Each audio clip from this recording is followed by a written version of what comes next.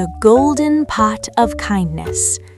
What if a simple act of kindness could change your destiny forever? In the peaceful village of Izira, where the wind whispered through palm trees and the stream sang softly over stones, lived two beautiful maidens, Amaka and Nkechi. They were not just friends, they were sisters at heart, bound by love, laughter, and loyalty. Among the villagers was a man known for his goodness, Mr. Ike. Though a stranger from a neighboring village, he was admired by all. A hard-working farmer, kind to his laborers, and a man of strong integrity, he carried himself with quiet dignity. One hot afternoon, as Amaka and Nkechi returned from the stream, their pots balanced gracefully on their heads, they passed by Ike's farm. He called out, his voice gentle but tired.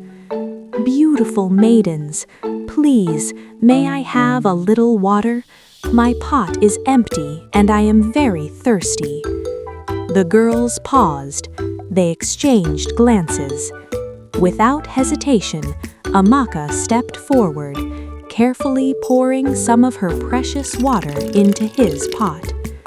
Ike drank, relief washing over his face.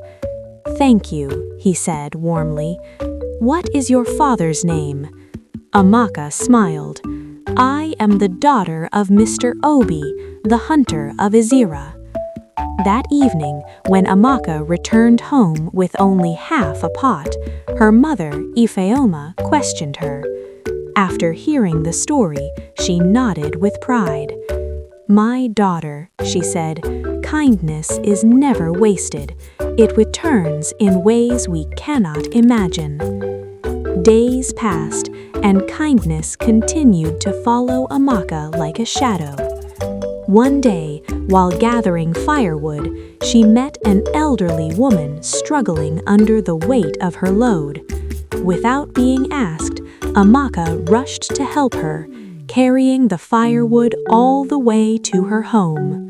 The woman's name was Ngozi. She had no husband, no children, only loneliness. From that day on, Amaka became her comfort. She cleaned her home, fetched water, and filled her days with warmth and laughter.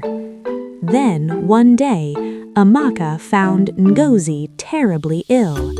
She quickly brought the village herbalist, but Ngozi knew her time had come.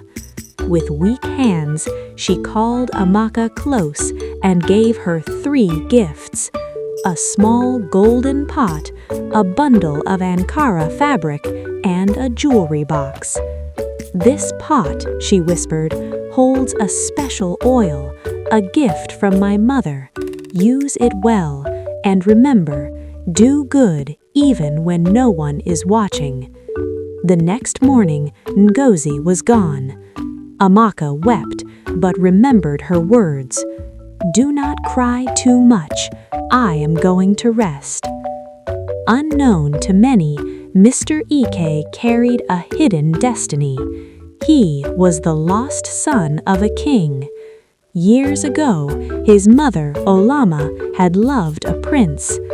Fear kept her silent when she became pregnant, and she raised her son in secrecy. But fate has a way of revealing truth. When the king, now old and childless, sought answers, the chief priest revealed the hidden past. He had a son. The search began. By chance, Ike overheard the story while at the village square. A name caught his attention: Olama. When he returned home and asked his mother, tears filled her eyes. "Ike," she said, "you are the king's son." The truth unfolded like a long-forgotten story.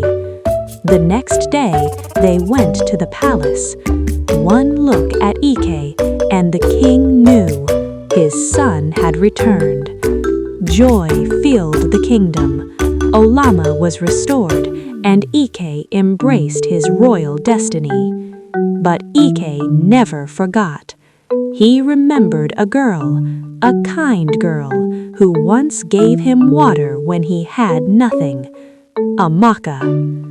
Years later, as preparations began for his coronation and marriage, his heart made its choice. Meanwhile, Amaka had been using the oil from the golden pot. Her beauty shone, not just outwardly, but from within. Her kindness had refined her spirit, making her glow like a star. When Ike arrived in Ezira to ask for her hand in marriage, her family rejoiced. Their union was celebrated across villages, and Amaka became the queen of Achara Kingdom. Kindness is a seed, planted anywhere, and it will bloom beyond your imagination. Do good, not for reward, but because it is right. Your destiny may be hidden in the way you treat others. Character is more powerful than beauty. True beauty shines from within. Destiny cannot be hidden forever. What is yours will find you. And so, the girl who gave water became a queen, because a heart full of kindness is the greatest treasure of all.